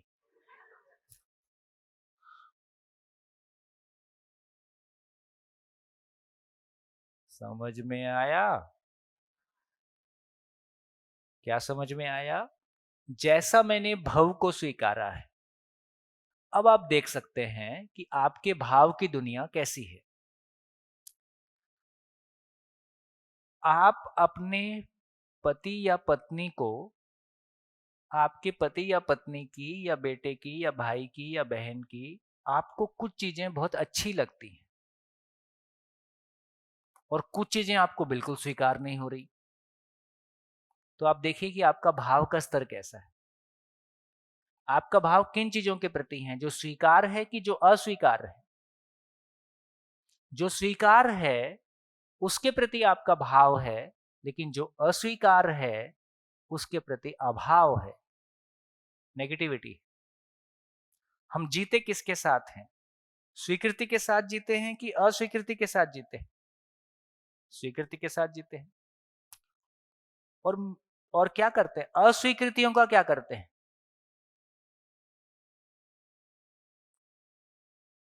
उनके लिए या तो लेट गो करते हैं या उन अस्वीकृतियों को स्वीकृति में बदल लेंगे। आज नहीं तो कल ठीक हो जाएगा, इस उम्मीद के सहारे जिंदगी आगे बढ़ती रहती है। लेकिन कुछ चीजें हैं जो बदल नहीं सकती। जैसे किसी को लगता है कि मेरी हाइट कम है, अब इसमें क्या बदल जाएगा? वो तो फैक्ट्री जैसी थी, वैसा मैन्युफैक्चरिंग है, फैक्ट्री प्रोडक्ट है वो। किसी को लगता है कि मेरी शक्ल ऐसी है, मेरे बाल ऐसे हैं, मेरा रंग ऐसा है, या मेरे पति का ऐसा है, या जो कुछ मानिए, तो कुछ चीजें हैं जो बदल नहीं सकती। ये कुंठाएं जिंदगी भर हमारे साथ चलती।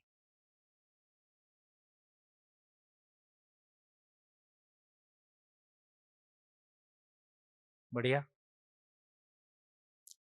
लेकिन यदि मानव समझ में आएगा तो गोरा पहले समझेगा कि काला, 5 फुट का पहले समझेगा कि 6 फुट वाला, मेल पहले समझेगा कि फीमेल। जब जिंदगी की जगह में आते हैं तो वहां जिन चीजों को हम बहुत इंपॉर्टेंट मान रहे थे उसकी इंपॉर्टेंस ही खत्म हो जाती है। आप फिल्म में देखो, वही हीरो एक फिल्म में डॉक्टर रहता है, वो अगली फिल्म में वो इंजीनियर बन जाता है, अगली फिल्म में वो सोल्जर बन जाता है, और हमको वैसा ही दिखने लगता है, वैसी फीलिंग आने लगती है। और कोई आदमी हमारे सामने बैठा हो, शक्ल से कपड़ों से थोड़ा ऐसे ही लग रहा हो, और अभी पता चलेगा ये आईएएस है, अभी पता चलेगा ये मंत्री है, तो तुरंत हमारा भाव बदल जाता है, फिर हमको और टाइप का दिखने लगता है। फिर उसी सादगी में महिमा दिखने लगती है, पहले उसी सादगी में बेकारी दिख रही थी।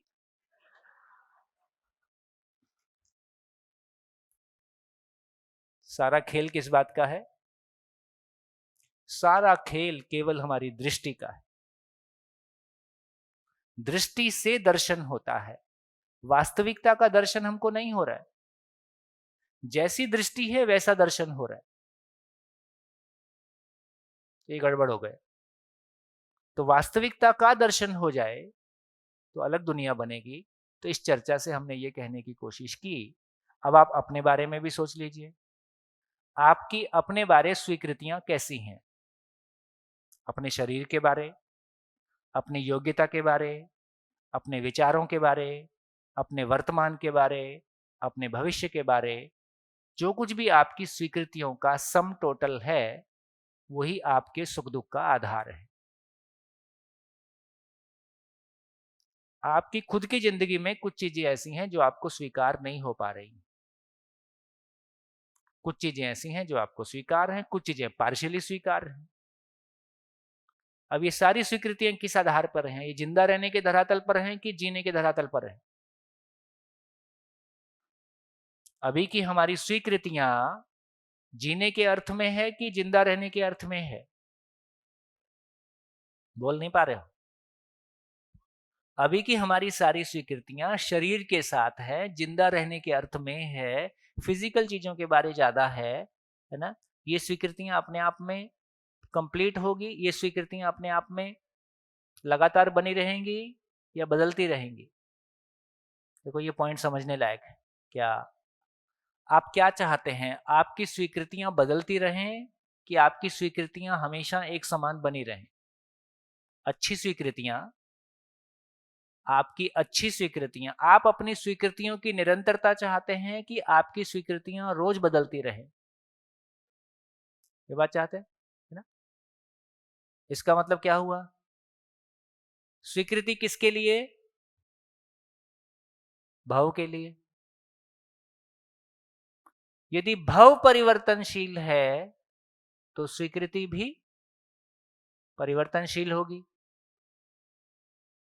है ना? कल तक मेरे बाल काले थे, अभी सफेद हो गए, एक वक्त के बाद होंगे ही। मैं काले कर भी लूं तो मेरे को तो पता है ना सफेद है।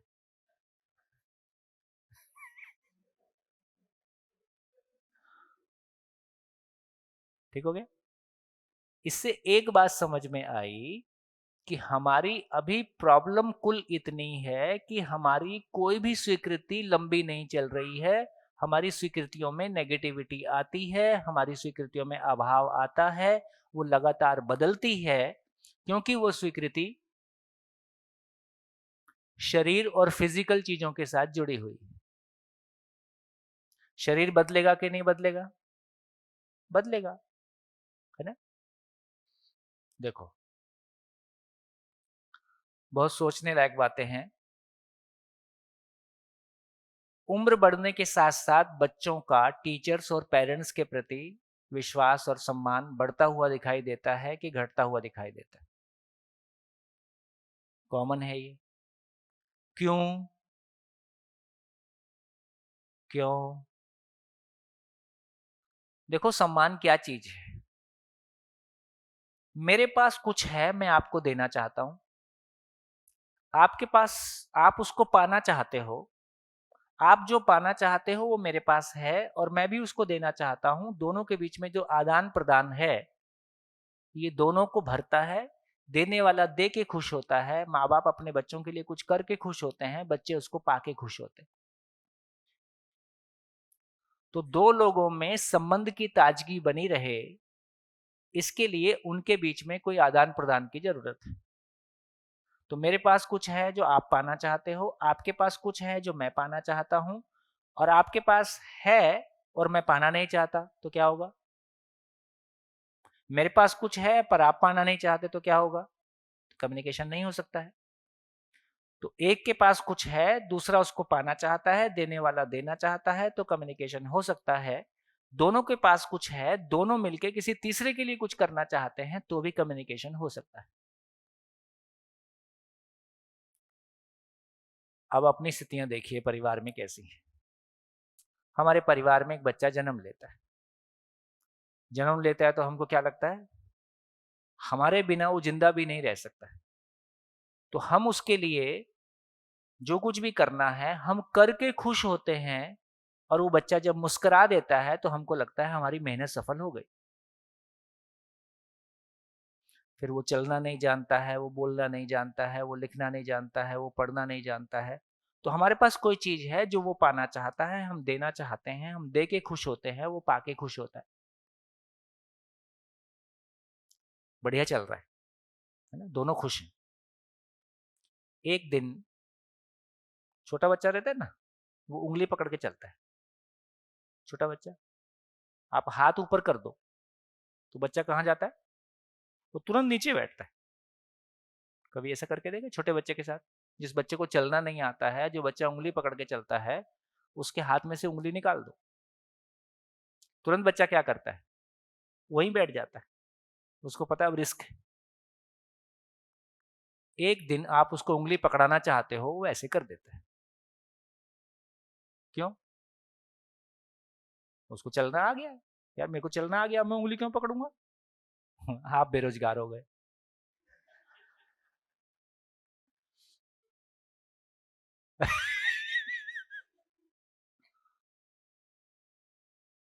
अब उसको आपकी जरूरत उंगली पकड़ने के लिए नहीं है।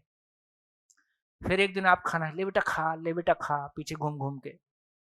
एक दिन वो खुद खाने लगता है, आप बेरोजगार हो गए।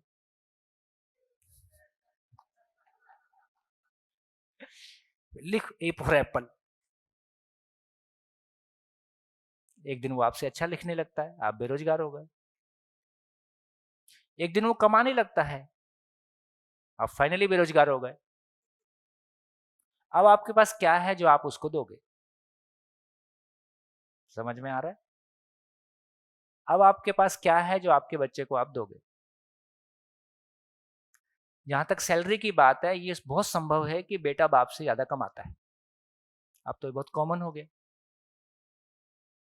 जमाने की अकल, मोबाइल की अकल हमारे पास ज्यादा है कि बच्चे के पास ज्यादा है? उसके पास ज्यादा है। तो आप बताओ कि आप अपने बच्चे को अब क्या दोगे?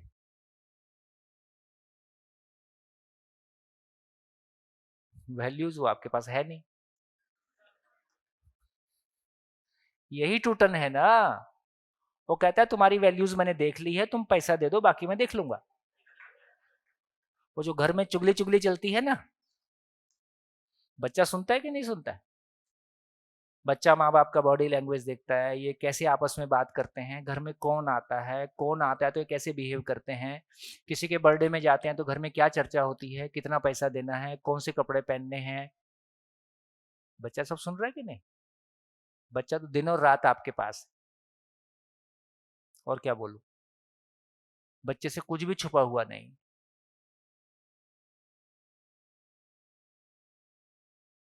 तो इसका एक ही मतलब हुआ, अब यदि देखा जाए तो फिजिकली बच्चे को देने के लिए हमारे पास कुछ नहीं है, वो अब समर्थ हो गया है।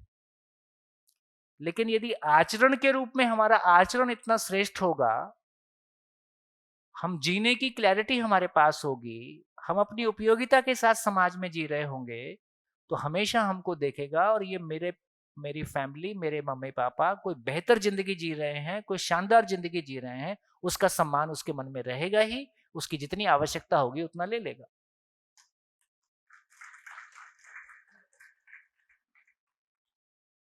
तो अब धीरे से ये समझ में आया, मैंने कल भी आपसे पूछा था कि हमने अपने बच्चों के जिंदा रहने में सहयोग किया कि जीने में सहयोग किया? हमने जिंदा रहने में सहयोग किया और ये मान के किया कि हम तो जीने में सहयोग कर रहे हैं, है ना? और जीना हमारा खुद का ठीक नहीं है, उसको बच्चा लगातार देख ही रहा है, हम और हमारी फैमिलीज और हमारी एक्सटेंडेड फैमिलीज में क्या चल रहा है वो सब उसको दिखता ही रहता है। अब आप उसको कोई ज्ञान की बात कहते हो, कहता चुप ही रहो।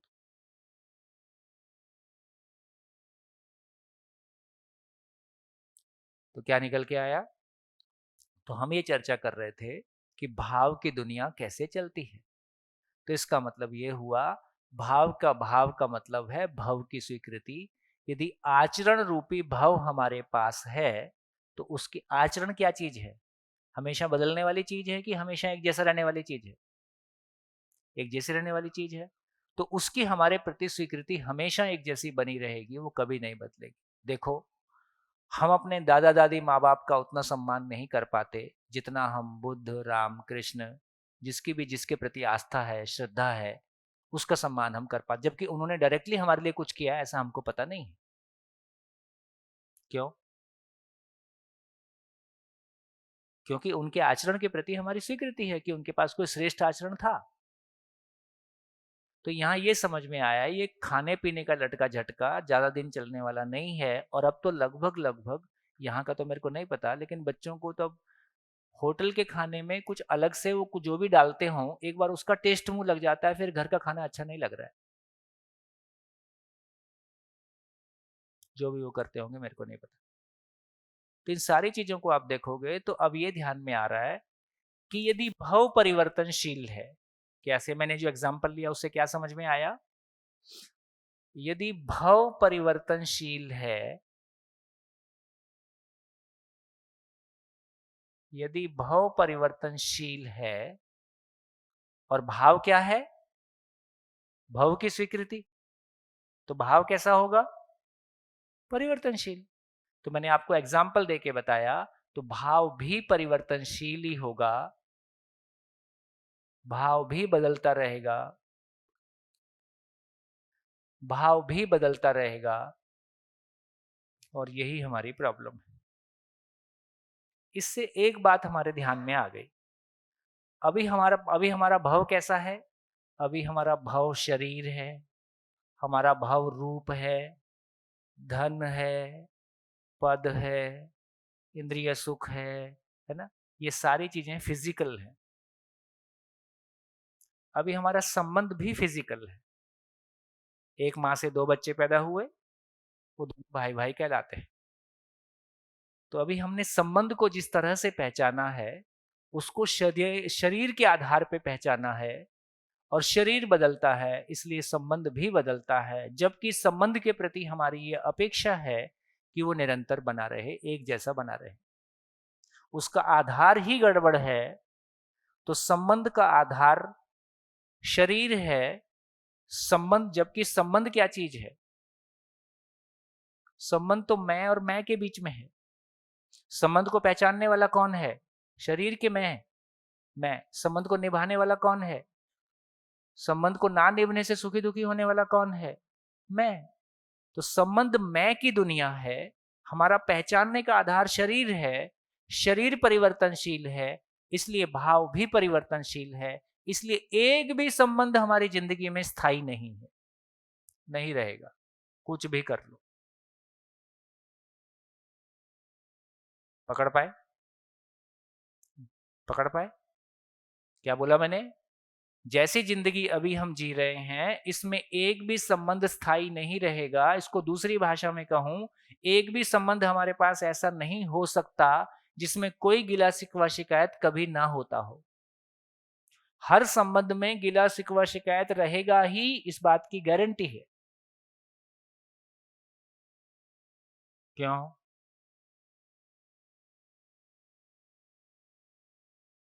कौन बोलेगा? कौन समझाएगा? कैसी समझ में आई ये बात?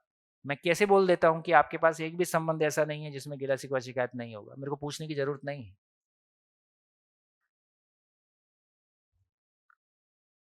हाँ जी।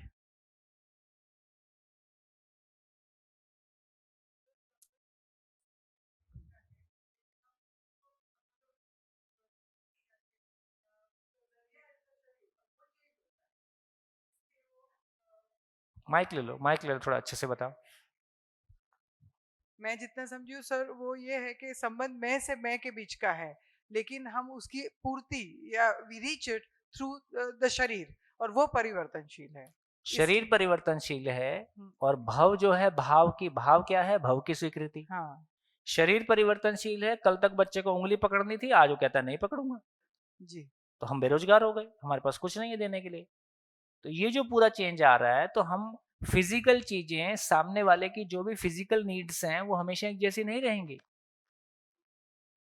और उसकी डिमांड है और मेरी देने की स्थिति नहीं है। सामने वाला कहता है आज क्या बनाओगे?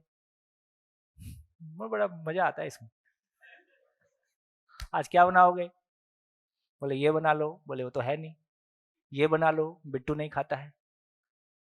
ये बना लो, कल ही तो बना था। लास्ट में क्या बनना है? खिचड़ी।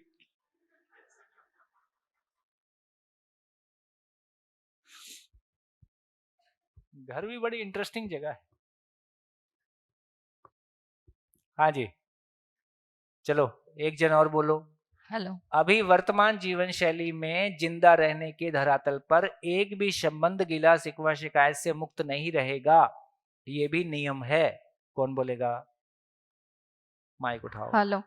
कहाँ हो? हेलो। हाँ जी, बोलिए बोलिए। थोड़ा सा आपका परिचय भी करते जाइए, जो जो लोग बोल रहे हैं। सर, मैं जागृति चौधरी, मैं गवर्नमेंट स्कूल में प्रिंसिपल हूँ। ये मेरा तीसरा परिचय शिविर है और एक अध्ययन बिंदु किया है श्रवण शुक्ला का। बहुत बढ़िया। आप कहाँ, अहमदाबाद से हैं? नहीं, मैं गांधीनगर से हूँ, लेकिन मैंने समर्थ में 2 परिचय शिविर किए थे। मैं वो पिछले साल से इसके साथ जुड़ी हुई, दर्शन के साथ। आपका जो कहना है कि हम ज़्यादातर जो लोग हैं वो मैं को जानते ही नहीं हैं, और हमारे जो संबंध है वो सिर्फ फिजिकल लेवल पे या फिजिकल चीज़ों के साथ ही है। हम खुद भी जीवन है और दूसरा भी जीवन है, उस बात का कोई परिचय हम लोगों में है ही नहीं। तो आप श्योर है कि हम वो जो संबंध है हमारे, वो ठीक से नहीं चल रहे हैं, और ये जो फैमिली वार्मिंग और ग्लोबल वार्मिंग, इसकी वजह से है। मैं खुद भी दर्शन से जुड़ी हूँ, लेकिन अभी दिमाग वो जो स्टेट ऑफ माइंड नहीं बना रहता है। सूचना के स्वरूप में काफ़ी कुछ ग्रहण किया हुआ है और खुद को देखना भी बनता है, लेकिन अपने आप को संभालना अभी नहीं हो रहा है। तो संबंध सारे ही गिला शिकवा से भरे हुए ही है और पहचानना हमारा मैं का नहीं है। जीवन को हमने नहीं पहचाना है। Thank you. बढ़िया बढ़िया जी, आगे माइक दीजिए। सर जी। हेलो सर, बोलूं?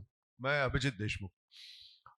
सर, संबंध हमेशा हमारे एक्सेप्टेंस चेंज होते रहते हैं, उसके ऊपर ही डिपेंड करते हैं। और वो जो हमारी एक्सेप्टेंस जिन चीजों के लिए है वो इतनी सुपरफिशियल है कि केवल वेरिएबल्स को ही देखकर हम संबंध बनाते हैं। अंदर वाले संबंध जहां पर भी होते हैं हमारे, जो मैं के साथ में, मैं नहीं जान सका हूं डेफिनेटली, बट जो एहसास हो रहा है अभी तक के संवाद में मैं का, उसका संबंध जहां पर जुड़ जाता है वहां पर मुझे कोई ये सवाल भी नहीं आता कि ये संबंध टिकेगा नहीं टिकेगा, मुझे क्या करना है क्या नहीं करना है। वहां पर मैं बिल्कुल बिंदास, मेरा जॉब छोड़ना हो और कुछ करना हो, छुट्टी लेनी हो या जाना हो, वहां पर सीधा कूद पड़ते हैं। तो वहां पर ये कंसिडरेशंस आते नहीं है, स्वीकृत होता है कि इस संबंध के लिए, तो इस चीज के लिए मुझे तो करना ही करना है। लेकिन ज्यादातर संबंध हमें ऐसे प्रतीत हो रहा है अभी कि वो जो संबंध हमारे होते हैं वो सुपरफिशियल चीजों के ऊपर में या दिखाऊ चीजों के ऊपर ही टिके हुए हैं, और उसकी वजह से उसका एक्सेप्टेंस हमेशा चेंज होता है। यहाँ तक मैं समझ। बढ़िया बढ़िया, बहुत बढ़िया जी। सर जितना मैं समझ पाया हूँ, हर व्यक्ति जो हमारे संपर्क में आता है, जो हमारे संबंध में है, वो सभी भिन्न है, और एक ही व्यक्ति अलग अलग समय पर एक ही नहीं होता है, परिवर्तनशील होता है। समस्या यहाँ आती है कि हमारी स्वीकृति जो है उनके प्रति नहीं होती है, और इसीलिए संबंधों में मूल तनाव का कारण ये है स्वीकृति का भाव। जो जैसा है वैसा हम उसको एक्सेप्ट करें, उसे बदलने का प्रयत्न ना करें। बदलने के प्रयत्न में कहीं न कहीं संघर्ष आता है, जितना मैं समझ पाया। हाँ देखिए, आप जो बात कह रहे हैं ना, एक मिनट मैं इनकी बात पे कमेंट कर दूं। आप जो बात कह रहे हैं कि हर व्यक्ति अलग अलग है, इसका मतलब ये हुआ कि हर व्यक्ति अलग अलग है तो हमारी शक्लें अलग अलग हैं, इसमें तो कोई प्रॉब्लम नहीं है। लेकिन जब हम समझेंगे तो हमारे आचरण की कोई निरंतरता, ऐसे लोहे का एक आचरण है, हमेशा वही आचरण बना रहता है। मानव भी जब अपने आप को कंप्लीटली समझेगा तो उसके भी एक आचरण की निरंतरता होगी। सामने वाले की निरंतरता नहीं हुई है, लेकिन मैं समझ गया हूं, मेरी निरंतरता हो गई है, तो सामने वाला जैसा है मैं उसको वैसा समझ भी पाता हूं, उसकी अयोग्यता से प्रभावित भी नहीं होता हूं, और उसकी अयोग्यता को योग्यता में बदलने की क्षमता भी रखता हूं, इसलिए मैं आराम में रहता हूं। तो एक्सेप्ट एज इट इज हो नहीं सकता है जब तक आप उस स्थिति में नहीं खड़े हो जब आप प्रभावित नहीं होते। तो सामने, या तो मैं समझदार नहीं हूं, सामने वाला समझदार है, सामने वाला समझदार है तो हमेशा उसके आचरण की निरंतरता है।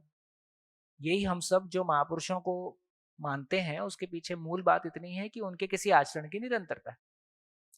तो यदि सामने वाला समझदार नहीं है तो कम से कम फिर मैं समझदार हूं, तो मैं उसकी अयोग्यता से प्रभावित नहीं होता, तब मैं उसको स्वीकार पाता हूं, क्योंकि मुझको पता है कि ये जैसा कर रहा है वैसा क्यों कर रहा है और ये कैसे ठीक होगा, और मैं प्रभावित नहीं हो रहा हूं, इसलिए मैं प्रॉब्लम में नहीं हूं। हाँ जी सर, अमित गज्जर, मैं इतना समझ पा रहा हूँ कि अंडरस्टैंडिंग एक्सपेक्टेशंस एंड एक्सपेक्टेंस, उसके बीच का जब भेद खत्म हो जाएगा तब एक दूसरे के साथ ज्यादा कोऑर्डिनेशन बेटर हो पाएगा।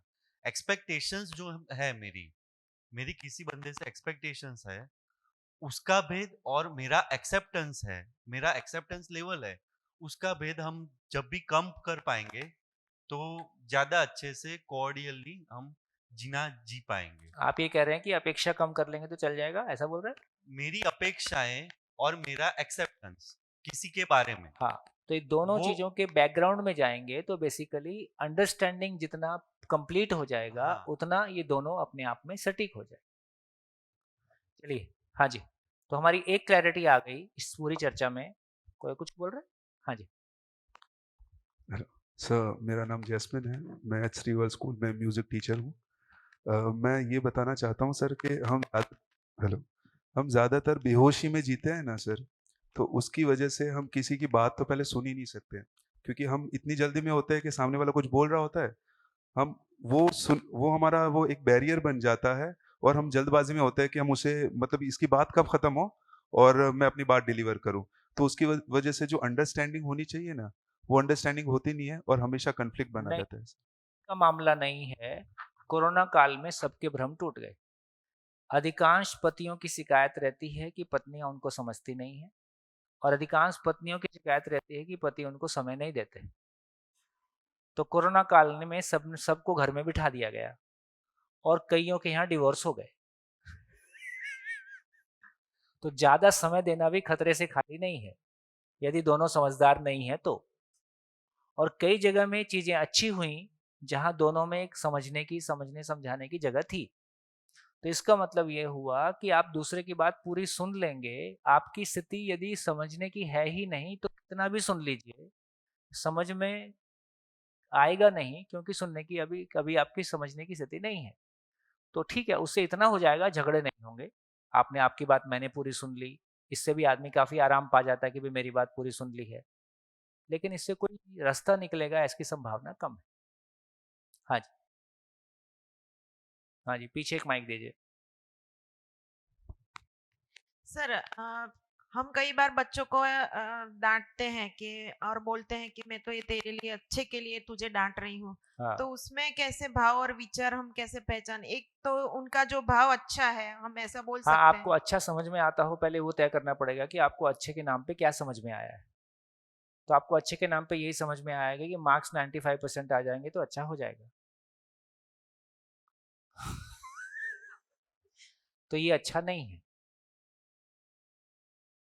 ये अच्छा नहीं है। तो इसका मतलब ये हुआ कि मैं ये नहीं कह रहा हूँ कि मार्क्स 95% ना आए, मैं ऐसा नहीं कह रहा हूँ। लेकिन मैं ये कह रहा हूँ कि यदि बेसिकली हर बच्चे का कोई पोटेंशियल है, उसके मानव होने की समझ हमारी होगी, उसके पोटेंशियल के एक्सप्रेशन की। अभी जितने हम लोगों ने एग्जाम डेज में रट के पास किया, हमको क्या याद है? कुछ तो याद नहीं है, जिंदगी में तो कुछ काम नहीं आ रहा है।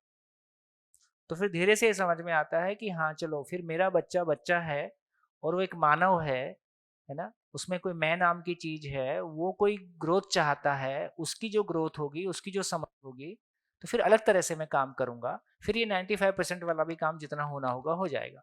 तो सार बात इतनी है, यदि आपकी बात में मैं कमेंट करूं तो मैं ये कहूंगा, हम दूसरे को अच्छा बनाना चाहते हैं, अच्छे की हमारी समझ जिंदा रहने से आगे की है नहीं। ठीक है, हम एक दूसरे का भला करना चाहते हैं, भलाई की हमारी समझ जिंदा रहने से ज्यादा है नहीं। ना हमारे पास अच्छी पत्नी की परिभाषा है, ना अच्छे पति की परिभाषा है, ना अच्छी सास की परिभाषा है, ना टीचर की परिभाषा है, ना प्रिंसिपल की परिभाषा है। हम सब आपस में जूझ रहे हैं। तो इसका अर्थ यह हुआ कि सारी परिभाषाएं जीने के स्वरूप से आएंगी, जीने के धरातल से आएंगी। तो जब तक हमारे पास जीने का धरातल नहीं है, क्योंकि जिंदा रहना किस बात के लिए? बोले जीने की आरजू में जिंदा हूं, जी पाऊंगा कोई दिन इसलिए जिंदा हूं।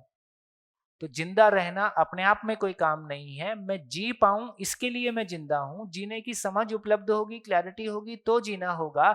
मेरा जीना होगा तो बच्चे के जीने में सहयोगी होऊंगा, तो सारा काम हो जाएगा। तो वर्तमान में हमारे सारे शब्द जिंदगी को लेके सब आधे अधूरे हैं। कुछ भी हाथ नहीं आएगा, कुछ भी कर लीजिए। 60 साल की उम्र होने दीजिए, उसके बाद जो अभी 60 के हो गए हैं उनसे बात कर लीजिए। जो अभी 25 के हैं ना, उनको लगता है हम तो 60 के कभी होंगे नहीं। ये बड़ा गजब है, गजब का हिप्नोटिज्म है ना। पूरे शहर में, पूरी धरती पे प्रॉब्लम आएगी, पर मैं पतली गली से निकल जाऊंगा। एटम बम फूटेगा, मैं गली के बाजू में खड़ा हो जाऊंगा। तो आदमी अपने मरने की कल्पना नहीं कर पाता, आदमी अपने बुढ़ापे की कल्पना नहीं कर पाता, ये शरीर नश्वर है इस बात की कल्पना बहुत नहीं कर पाता है। और हमारे समाज ने तो विशेष रूप से महिलाओं को शरीर के मरने से दूर रखा है। मेरे को लगता है कि चिता को जलते हुए देखना एक सुखद का, एक बढ़िया काम है। उससे हमको शरीर मरता है इस बात का बार बार ध्यान में आता है। लेकिन मेरे को लगता है गुजरात में भी ऐसा नहीं है ना, महिलाएं नहीं जाती है ना। अब कुछ जाने लगी, अब लगभग काफी समाजों में महिलाएं जाने लगी, और वो ठीक है, उचित है वो। हाँ जी, बढ़िया। हाँ, पीछे हाँ कुछ। जी सर, मेरा नाम पारुल है, आनंद निकेतन स्कूल में मैं गुजराती की टीचर हूँ। ये आपने बताया कि परिवर्तनशीलता, तो जब तक मैं first standard, second standard, third standard में थी, तब तक बच्चे बहुत ही प्यार करते थे। अभी दूसरे स्टैंडर्ड से तीसरे स्टैंडर्ड में चले गए तो उन टीचर को देखने लगे, जैसे आपने बताया पहले उंगली पकड़ते थे, हमारे पास रहते थे, फिर आगे निकल गए तो आगे चले गए, फिर जरूरत नहीं पड़ी, फिर भी हमारा भाव रहता है, बच्चों का भाव बदलता रहता है। सही बात है? मैं थोड़ा सुन नहीं पाया। मैं आपका माइक ठीक नहीं है, माइक चेंज करिए।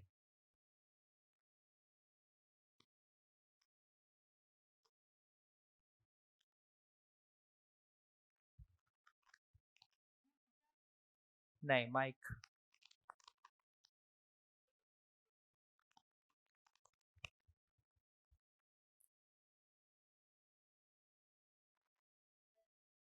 Hello hello hello hello.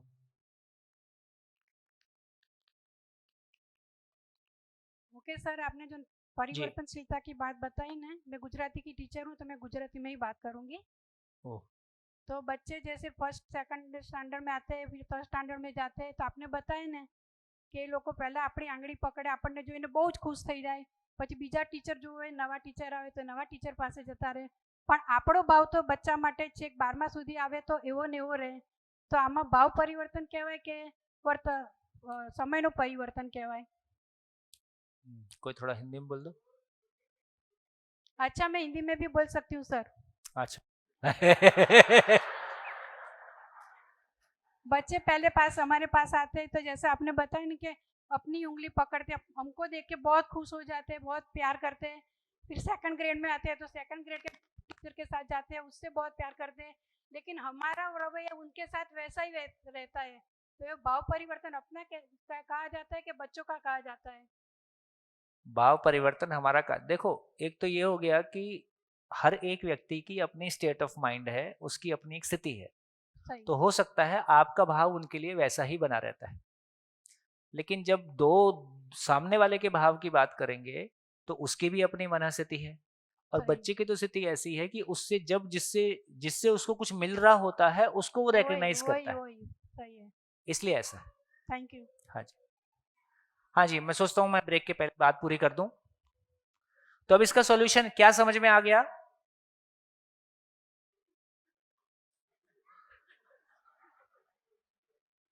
आ गए?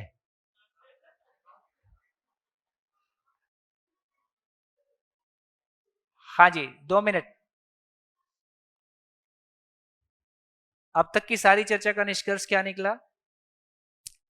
भव की स्वीकृति भाव है, यदि भव परिवर्तनशील है तो भाव भी, इतनी बात समझ में आ गई।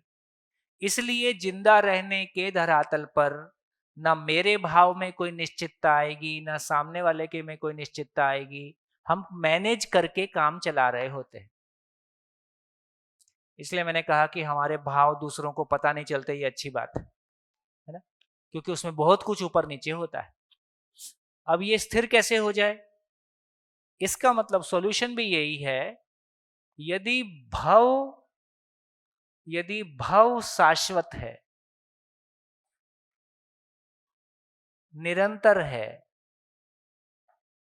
यदि भव शाश्वत है, निरंतर है, तो भाव भी निरंतर ही होगा। तो क्या निरंतर है? तो जैसे जैसे आगे चलेंगे हम चर्चा करेंगे, मानव में सुख की चाहना निरंतर है, मानव में सुख की चाहना निरंतर है ना। मानव में जो जीने की दुनिया में सारी बात करेंगे, इधर सारी चीजें निरंतर हैं, ये सारी चीजें निरंतर हैं। ये मैं का जो होना है वो भी निरंतर है। हमने ये भी देखा जो नियम है वो भी निरंतर है, और यदि ये नियम निरंतर है, नियम का मतलब है जो कभी बदलता नहीं है, तो ये नियम कहां से गया? तो इसका मतलब है कि नियम का आधार है, समय आने पे उसकी चर्चा करेंगे, जो नियम का आधार है, जहां से वो नियम बनता है, वो भी निरंतर है। तो जड़ संसार परिवर्तनशील है। यहां जब कहते हैं सब कुछ बदल जाएगा, मतलब जड़ संसार बदल जाएगा। हम जड़ संसार के बारे में बात कर रहे हैं। जो चैतन्य संसार है उसकी सारी चाहनाएं निरंतर हैं, उसकी क्रिया निरंतर है, उसका होना निरंतर है, नियम निरंतर है, उसका आधार निरंतर है। जब मैं इस दुनिया को पहचानता हूं तो मेरा भाव भी निरंतर बना ही रहता है। बढ़िया, धन्यवाद, नमस्कार, फिर मिलेंगे ब्रेक के बाद।